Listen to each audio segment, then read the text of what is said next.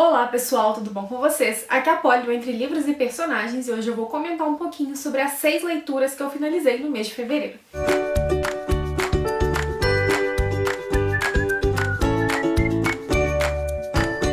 Fevereiro foi um mês meio complicado de leituras pra mim, eu tava muito dispersa, eu não conseguia focar no que eu tava lendo, às vezes eu tinha que reler a mesma página 2, 3, 4 vezes porque minha cabeça viajava. E bateu também a ansiedade porque eu pensei que em um momento desses, as pessoas da minha família, né, que são do grupo de risco, já teriam pelo menos uma previsão de quanto vacinariam e isso ainda não é possível na minha cidade, então eu nem sei quando vai ser.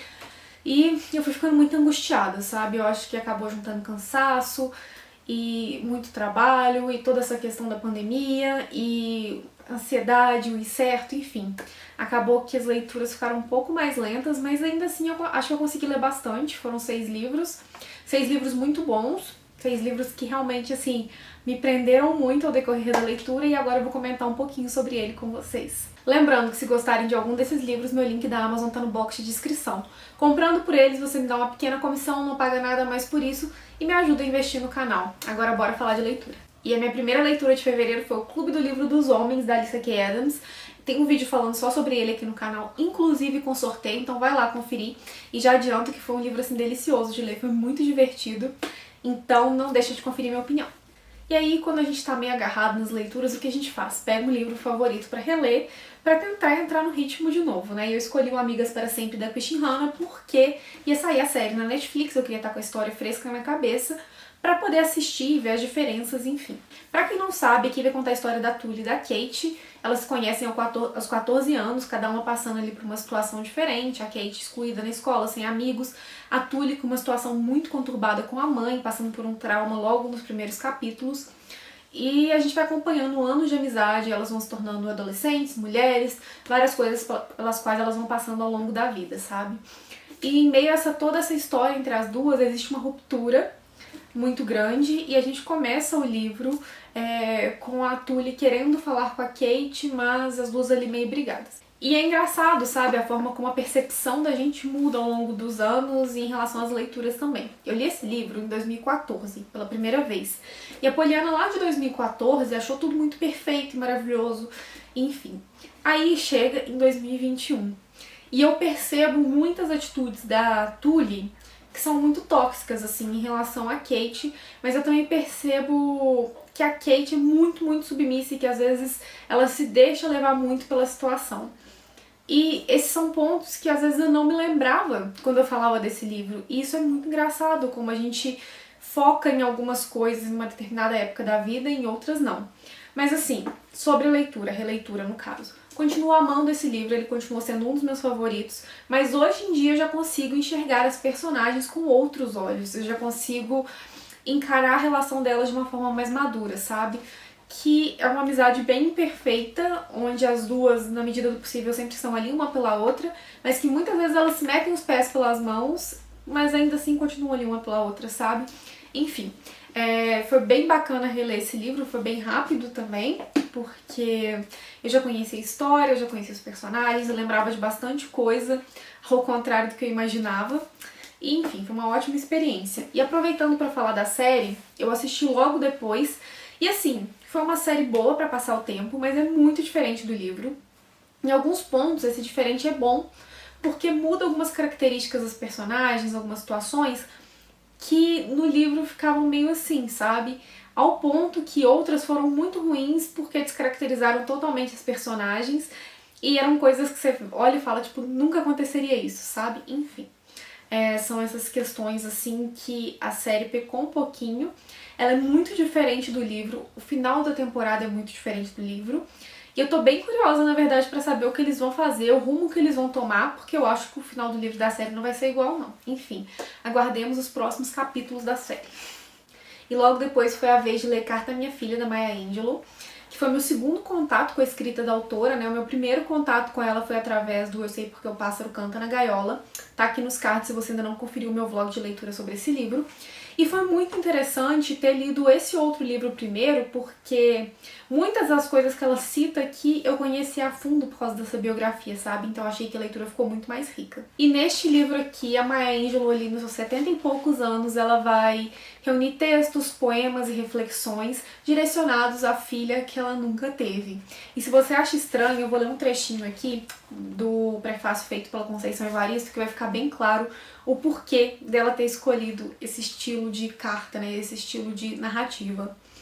Ó, a escritora busca tecer uma rede que as mulheres do passado, avó, mães, amigas, se fundem ao presente como fios entretecidos, todas, indistintamente. Ângela as reconhece como mães e filhas marcadas sempre por atos de carinho e de cuidado uma com as outras, dizendo: tenho milhares de filhas, vocês são negras e brancas, judias e muçulmanas, asiáticas, falando espanhol, nativas da América. E estou falando com todas vocês. Eis aqui a minha oferenda. Este primeiro texto pode ser lido também como uma provocação. Pergunta-se onde está a casa, a moradia, o local íntimo de pertença de cada pessoa. Questiona-se sobre o que seria casa para além da construção física da habitação de cada indivíduo. E aí ela fez este livro que, como eu já disse, horas ele é reflexivo, horas divertido, horas triste.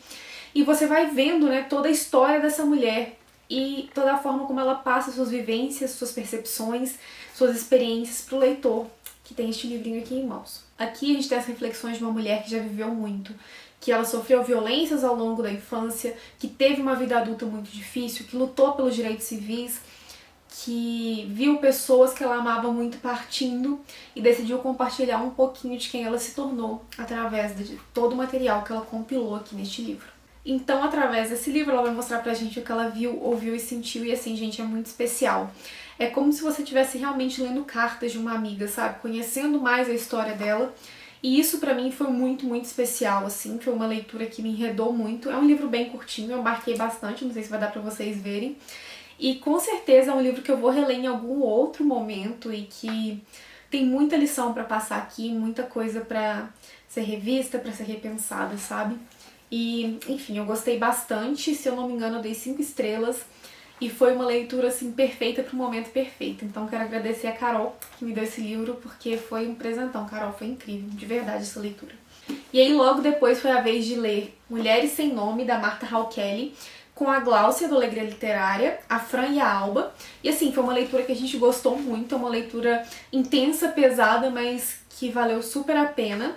E ela é uma história que se passa durante a Segunda Guerra, com 2 personagens baseadas em pessoas reais, que são a Herta e a Caroline, e uma outra personagem que é a Késia, que foi baseada na história de muitas mulheres que passaram por campos de concentração.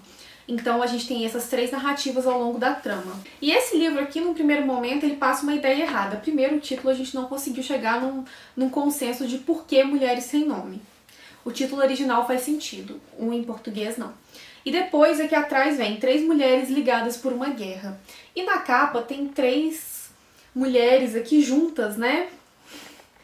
Felizes. A gente então achou o quê? Que seria um livro onde essas mulheres, elas seriam unidas pela guerra de alguma forma e acabariam se tornando fonte de apoio uma para outra. E não foi isso. Se você tiver essa percepção, limpa a cabeça e já vai pensando que é uma coisa totalmente diferente, porque não vai causar a estranheza que a gente sentiu ao olhar a capa, ao olhar o título e essa frase de efeito atrás e ver que era uma coisa completamente diferente. Porque é o seguinte, a Herta, por exemplo, é uma médica nazista que realmente existiu, que foi pro campo de Ravensbrück, eu não sei falar direito, para trabalhar e fazer experimentos em humanos, né? Que foi uma das coisas mais repugnantes da Segunda Guerra, dentre muitas que existiram, né? Enfim. E temos a Késia, que ela foi parar no campo de concentração por um motivo que eu não vou falar para não dar spoiler. E temos a Caroline, que ela está nos Estados Unidos apoiando a Embaixada da França para ajudar as pessoas que estão na Europa e que estão sofrendo os efeitos do nazismo. Ela, na verdade, é uma mulher que a história dela foi marcada mais pelo pós-guerra, onde ela lutou muito por justiça, sabe? Por causa de todas as monstruosidades que aconteceram durante o Holocausto. E vamos às considerações. O livro é um livro muito forte, muito intenso, como eu falei, mas é muito rico. Eu achei muito interessante conhecer a história dessa médica, porque O livro vai despertando muita curiosidade, a gente vai fazendo pesquisas sobre diversas pessoas que vão aparecendo, sabe, ao longo da trama e que são reais. A gente pesquisou muita coisa a respeito desse livro, a respeito das pessoas. A história da Herta, às vezes eu achava que estava sendo contada de uma forma ali que trazia um pouco para falta de opção, mas a gente viu que não mesmo, principalmente quando você estuda a história dela. O que mais me incomodou foi a história da Caroline, porque enfiaram ela num romance que parecia que ela vivia em função desse romance.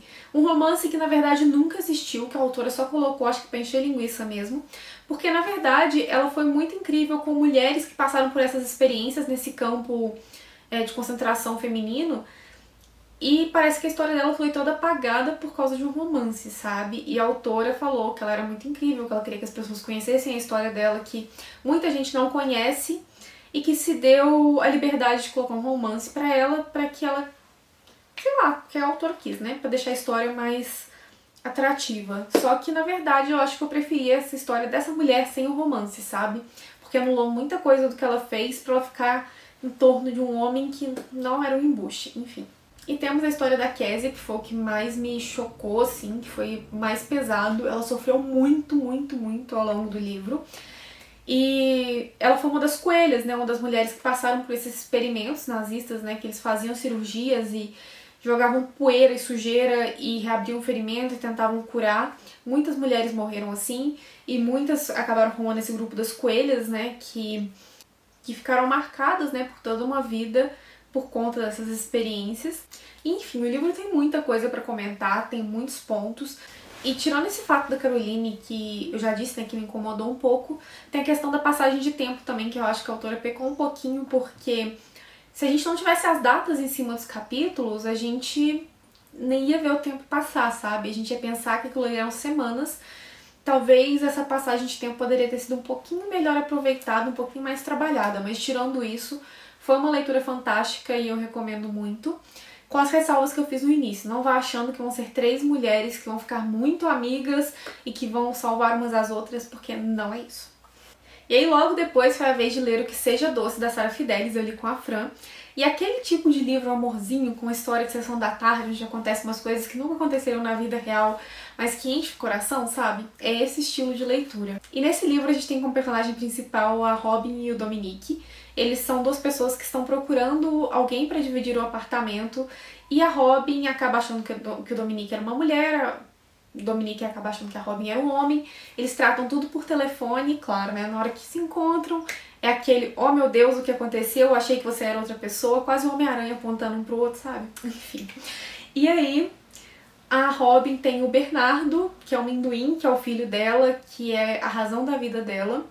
E ela já passou por muita coisa, então ela é uma pessoa que se fecha muito. E o Dominique é um psicólogo que também teve ali suas desilusões e que tá tentando ganhar a vida pelos seus próprios meios, independente do pai ter dinheiro, né? E aí, gente, vai aquela típica comédia romântica, né? No começo, um querendo tirar o outro do apartamento, depois eles começam a se enxergar de outra forma, começa um romance, tem aquela criança fofa, e tem a dona Ruth, que é a avó da Robin também, que aparece na história, que é uma personagem maravilhosa, que arranca risadas.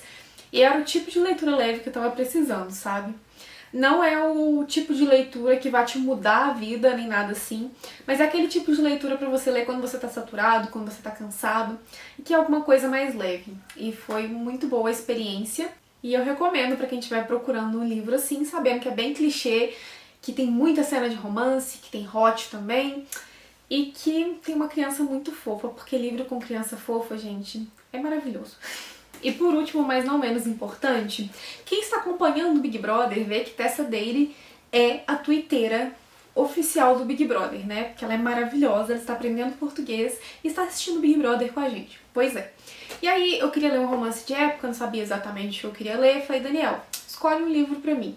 Aí eu dei umas opções, né? Porque ele não sabe o que eu li e o que eu não li. E aí logo que ele viu o nome, ele falou, lê esse aqui, porque a Tessa Daly assiste Big Brother. Então, peguei pra ler Um Amor Conveniente, que inclusive foi presente, né, do meu primo Iago, que acertou em cheio, porque que livro incrível, gente, sério. Tem como errar lendo Tessa Daly? Acho que não, porque assim, sensacional. E nesse livro aqui a gente vai conhecer a história da Alessandra e do Chase. Ele é um libertino que não quer se apaixonar, ele não quer ter herdeiros, ele quer que o título passe para uma outra pessoa porque ele não merece. Ele tem todo um trauma em relação a esse título que você vai conhecer lendo o livro. E temos a Alexandra, que trabalha consertando relógios, e ela vai pedir emprego na casa dele e ele acaba se confundindo, achando que ela tá querendo ser preceptora das meninas, que são meio que pupilas dele, me fugiu a palavra agora. E elas são de responsabilidade dele, e todas as pessoas que ele contrata para que ensinem algo para elas, as pessoas vão embora no mesmo dia ou no dia seguinte porque elas são terríveis. Acontecem coisas que a Alexandra vai acabar aceitando esse emprego, e aí a gente vai conhecer um pouco mais da Rosamund e da Daisy, que são duas menininhas marcadas muito pelo abandono e que afastam todas as pessoas que tentam chegar perto delas.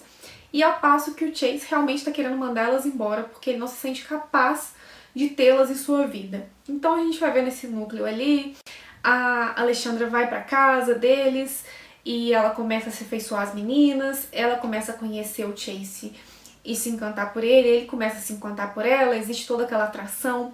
E aí, gente, vem aquele bom romance de época que a gente adora, né? Com drama, com risada, com desconstrução dos personagens, com muito sentimento.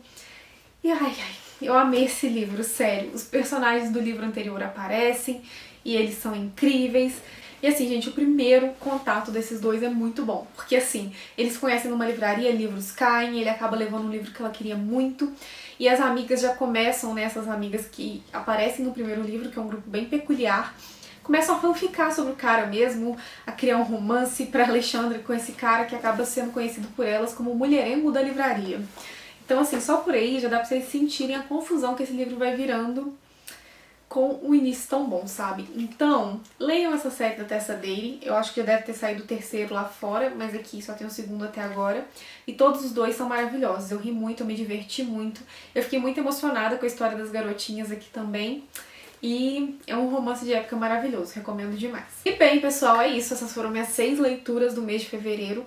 Me contem se vocês já leram algum desses livros, se não leram, se gostaram, se não gostaram. Vamos conversar, ok? Me contem aí também qual foi o melhor livro que vocês leram em fevereiro. Eu vou ficando por aqui, deixo do lado mais 2 vídeos que talvez vocês gostem, vale a pena dar aquela conferida. Beijos e até o próximo vídeo.